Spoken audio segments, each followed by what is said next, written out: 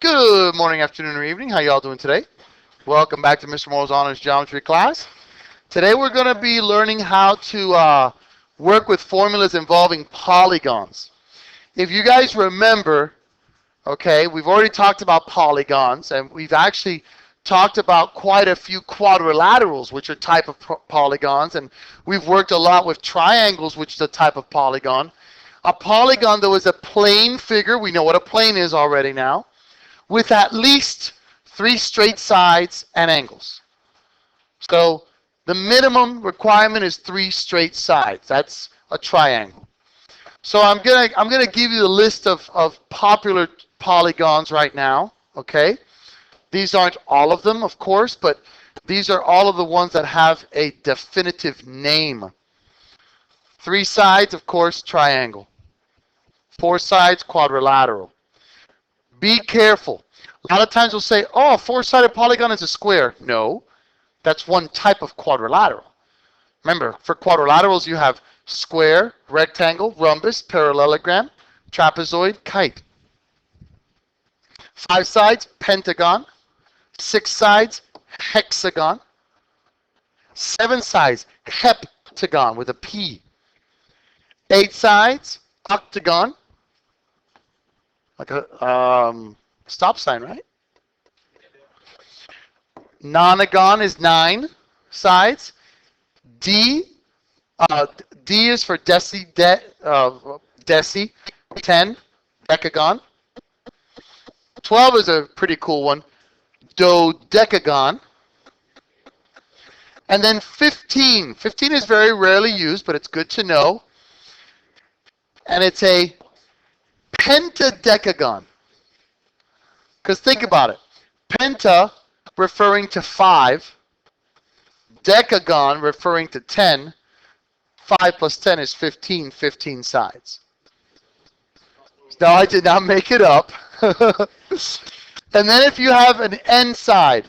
So for example, if you have an 11-sided polygon, it would be an 11gon.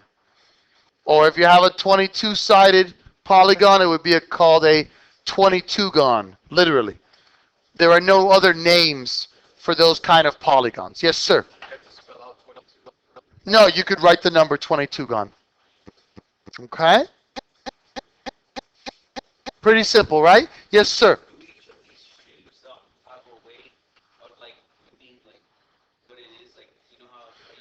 Yes, each of these shapes have a way of proving it because they have the number of sides. For example, this is a triangle because it has 3. Whoa, what's going on here? There we go, 3 sides. I'm saying like how squares have like 480-degree angles. Like, is there any way like? Okay. Yes, you can determine that all of these are legit by the number of sides that they have. A square is a square because a 4-sided figure with opposite sides that are congruent and parallel and 90-degree angles in each is a square. But you can tell, I'm not trying to be sarcastic, you can tell that a quadrilateral is a quadrilateral because it has 4 sides. Now, we learned this. We learned this theorem yesterday. This formula, polygon interior angle sum theorem. It's n minus 2 times 180.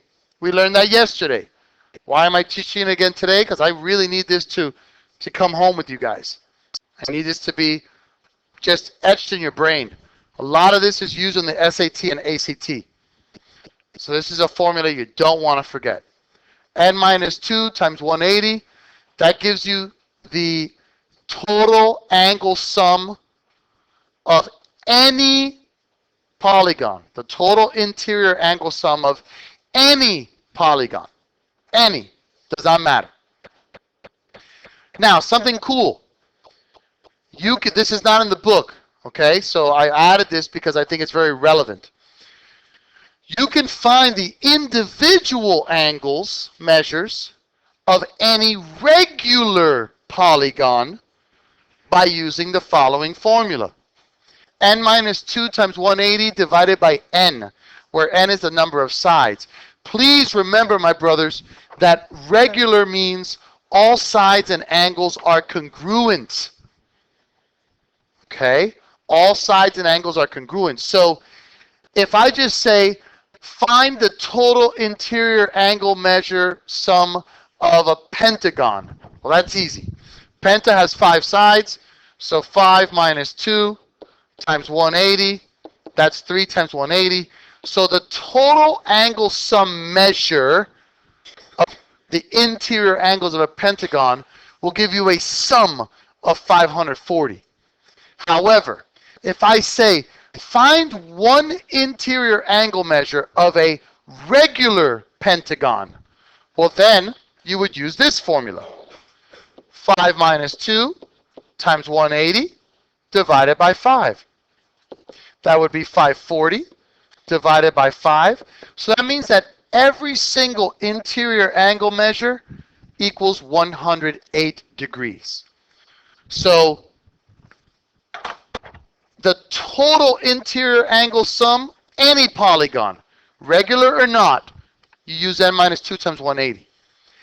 If they want you to find an interior angle measure and they give you no other values to subtract from a regular polygon, use n minus 2 times 180 divided by n.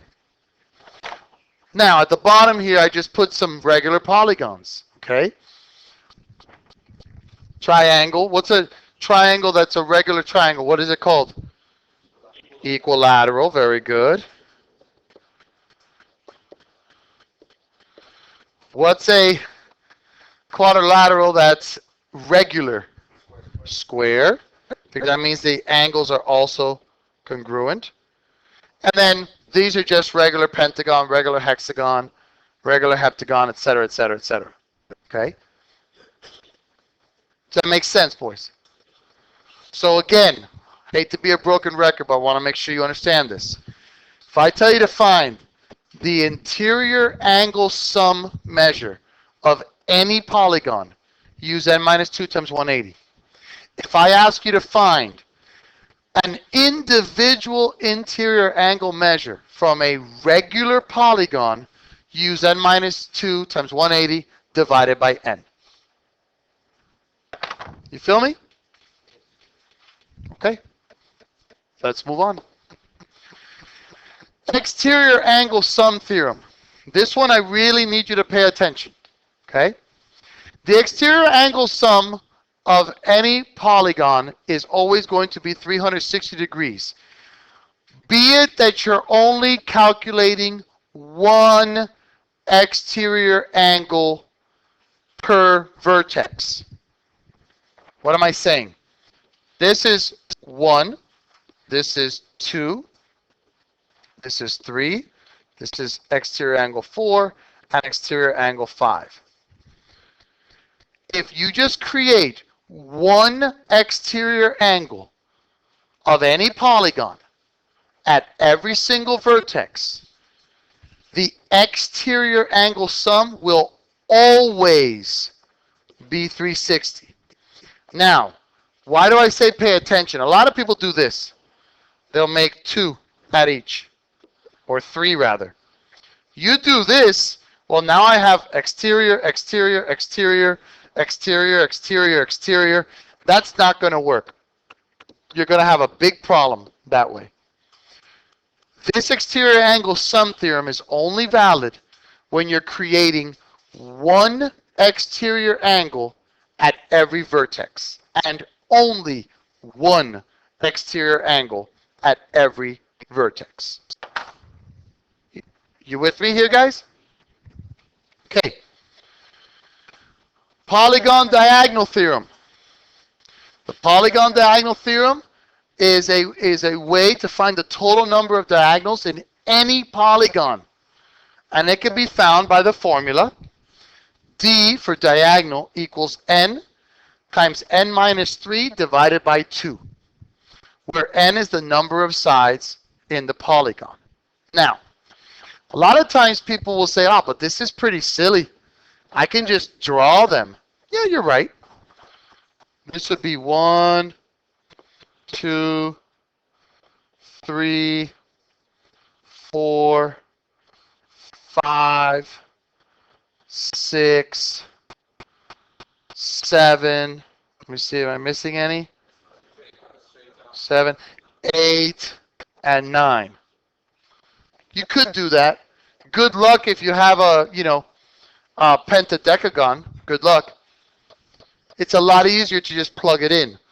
This is a 1, 2, 3, 4, 5, 6-sided figure. It's a hexagon. So 6 times 6 minus 3 divided by 2. That is 18 divided by 2. There will be 9 diagonals. You want to draw them? Okay. But I think it's a little bit of a waste of time. Okay? Make sense? Okay. Let's get to work. Find the sum of the measures of the angles of the given figure. And this is kind of misleading. I should have put, find the sum of the measures of the interior angles. I'm sorry. Okay? So I have a 1, 2, 3, 4, 5-sided figure. So n minus 2 times 180. That's 3 times 180. So the interior angle sum measure would be 540. What if I asked you, what is the exterior angle sum measure of this figure? 360, because it's always 360. Okay? You with me here, guys? Number 2, find the number of diagonals that can be drawn from a pentadecagon. That's going to be very difficult to draw it out. But very simple if you remember that D, diagonal, equals n times n minus 3 divided by? Good. So pentadecagon has 15 sides. So 15 times 15 minus 3 divided by 2. That is 15 times 12 divided by 2. I'm going to cancel this 2 out with this 12, making it a 6. And you'll literally have 90 diagonals. That's why I said good luck drawing them. You'll have 90 diagonals. It's crazy. Craziness. Okay? Like I said, this is a pretty enjoyment section. It's just a bunch of math. And last but not least, what is the name of a polygon that has an interior angle sum measure of 1080 degrees? Okay. Do not stress. Doesn't the total angle interior sum equal n minus 2 times 180? So if I want to find the name of the polygon, don't I need to find the number of sides n that it has? Okay, what information was I given from this formula? The total interior angle sum. So if the interior angle sum is, 1080 equals n minus 2 times 180. Let's go ahead and divide both sides by 180. And yes, you could use a calculator. So what would it be? Anyone have a calculator handy? No? 1080 divided by 180 equals 6. Very good. So 6 equals n minus 2. Add 2 to both sides. N equals 8. So what is an 8-sided polygon called? Octagon. And guess what, boys? You're done. I'll go ahead and split the screen here so you can see what's going on just in case. Thank you very much. Hope you learned a lot. Have a great day, and God bless you. Bye-bye.